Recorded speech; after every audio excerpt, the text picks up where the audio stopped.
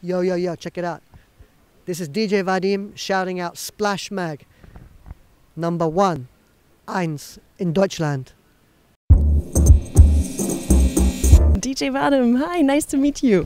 Nice to meet you. Today in the Splash Mag, and we are here to speak about your new release, Don't Be Scared, which is coming up in October, on October the 1st, or? Yes. And how do you feel? Was a weight lifted up of your mind? Yeah, it's always exciting to release a new album because you work on it for so long and just, you know, you do so much promotion, you talk about it and you think about it and you dream about it, just to actually release it and see what people think, because it's one thing what the critics think, but it's another thing what, you know, the general public think, and I'm just interested to see what the response is. Yeah. You spoke about it. How long did you work on the album? I guess like 2 years, something like that. Yeah. A year and a half maybe. It's long, but everything takes time, yeah, to be good in the end. I think so. I mean, I think it's like when you cook a stew, you know, the longer you leave the stew, the better it tastes. Or like the longer you leave wine, the better the flavor, they say. So yeah. I think that's why you need to take time making music. Yeah. Good comparison. Let us speak about the title, Don't Be Scared. Scared of what? Scared of you. Scared of myself? It's really, the title was about many things. I like to choose titles that mean something and also have multiple meanings. In the past I had titles like Life from the Other Side, Art of Listening, Children of Possibility, Soundcatcher, You Can't Learn Imagination, and this one, it's like it follows a kind of train of thought, and it's just really for people to think about. But the meaning can really be anything, depends on how deep you want to take it. Yeah.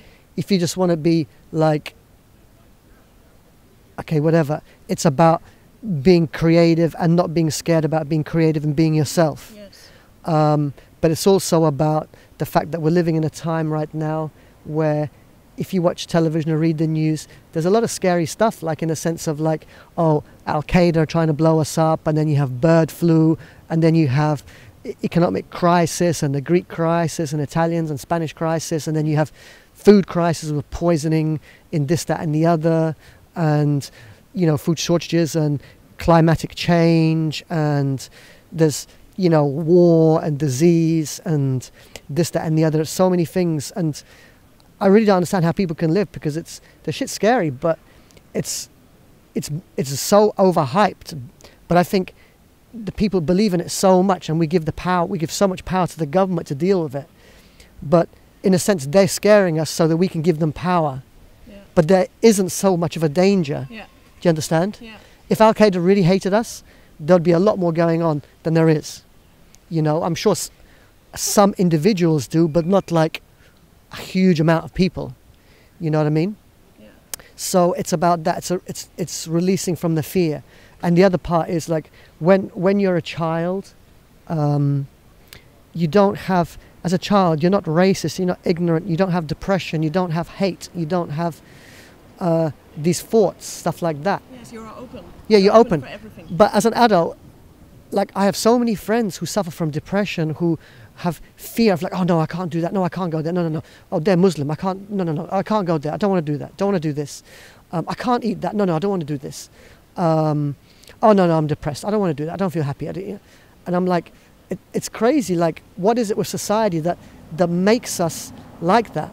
Yeah. It's a real terrible condition, and I think it stops us living. So what the album's also about is like, in a sense, that's why I have the gun to my head. It's like you have to sometimes kill something within you to be reborn, to really experience freedom, in a sense. And how that everything comes together, because also with the cover of the new album, you're standing there holding a gun on your head, your eyes are covered, and you're wearing a Zulu Nation shirt. Can you explain this meaning? Well, I mean, yeah, one other person asked me about that. It's not. This is nothing about Zulu Nation. Yes, okay. You know, that happens to be a total coincidence. The actual T-shirt company is THTC, and they make T-shirts from 100% organic hemp. So I support them. I support Zulu Nation. It's really about the things that I said about killing off what's inside my mind. But I mean, people can read into it what they think. Oh, but maybe one way you kill your fears, or yes, exactly, and put it away to be open for everything. You pre-released 2 videos, and I think they show that you react on the new musical styles like dubstep. And could you explain the sound pattern of the whole album? Don't Be Scared. I think with this album, what I've done, there's a lot of different styles of music. If you want to be like very specific, there's elements of course, of hip hop, of dubstep, of reggae, of soul, of house, of boogie, I mean, it's different, but I think we're living in a time right now where there's so many musics fusing together, you know, and every day I hear a new term for a new music, and I'm like, really? Isn't that just hip hop? But it's called something else now. It's called trap or trill or this or yacht, or someone told me about yacht house the other day, and I'm like, what the fuck is yacht house? I never did. It? I don't know. Music you play on yachts? I don't know, but it's like, ultimately it's just music, and right now I'm really trying to experiment with all kinds of beats and tempos and sounds, but just to create my own music and vibe. And if you want to know what Vadim music really is, it's like, I try to have rhythmic drums, I try to have kind of dubby bass lines, and it always comes from the heart, always comes from the soul. So it might not have soul vocals on it, but it has somehow a soulful feeling, but it's backed up with like a big bass. So that's the Vadim sound. Let us speak about the strategy, the working process. Did you do a lot of sampling, or did you now play much more live with instruments? I mean, each of the songs starts in different ways. I mean, for example, Lost My Love, that started with the singer just giving me an a cappella. And with the a cappella, I played the keyboards, and then I played the drums and added all the bits and pieces. Some of the other tracks, like Accurate Up Rock and stuff, started from jam sessions that I had in New Zealand with Fat Freddy's Drop 2 years ago. So it depends on the track. Sometimes I start with a jam, sometimes it could be a sample, or it could be me just playing something on the keyboards. But one thing for sure, this album has, in a sense, more of me playing and more of me doing stuff than any other record I ever did. Before, I had more guest musicians, more guest vocalists, more of everything else. This is the album where it's the most of me so far. And I think right now I'm getting more confident in my keyboard playing and bass lines and stuff like that. So the music is becoming more me, if that makes any sense.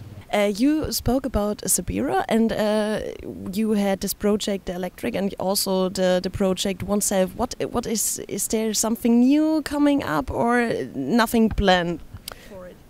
For The Electric, or for what? For Oneself? For both, maybe. For both? You do so many things, so maybe you have 2 projects behind the new album. Funny you should say that, but I do. Yes. I did a whole album with Gregory Blackman. We did like 18 tracks, and I just mixed that about 2 weeks ago. So we're just finishing that, and then I'm working on finishing another album right now, which will probably be finished by Christmas. I have an album with Fat Freddy's Drop that's coming out very, very soon. We did a whole bunch of tracks together. With Oneself, well, I don't know if Yara and Blue Rum will ever work again together, but I'm working with Yara. We've got so many tracks at home that are just unfinished, like 10, 12 tracks. Wow. That we just need to really finish. Yeah. And we just started recording a new one yesterday. Well, was it yesterday? Day before yesterday. And with The Electric, well, yeah, let's see what happens. I recorded a bunch of more stuff with Pugs. I mean, I love making music, and I make music of anybody. And yeah, I feel really close to Pugs and Sabira and to Yara, so let's make more music. And if people want to hear it, I'm going to do it. We want to hear it. The last thing which was on my mind was a collaboration with a German rapper named Furious. How did this happen?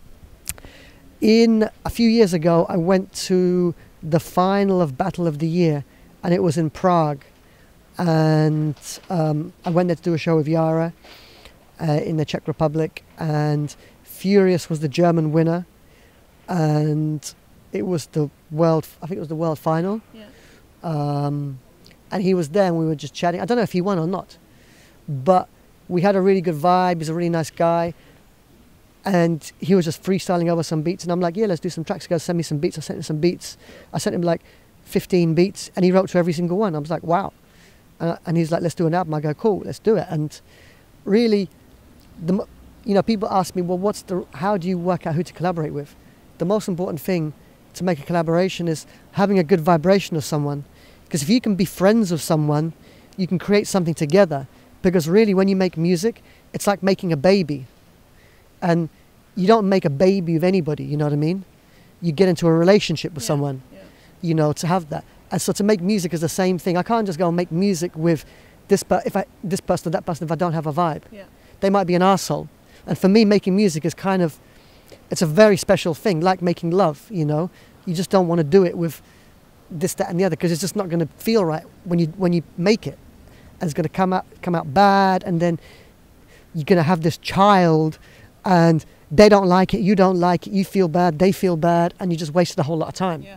So the most important thing is to have a good vibration with the person and to be on the same page creatively, Yeah. It's not that I don't like hip hop. I mean, I like all music, but I wouldn't say I'm specifically a hip hop fan. Okay. I'm into all kinds of music, and when I DJ, I play some hip hop, but I don't play 2 hours of hip hop. Yeah. Do you understand? Yeah. If you break down my set of when I DJ into minutes, how much rap music would there be in 60 minutes?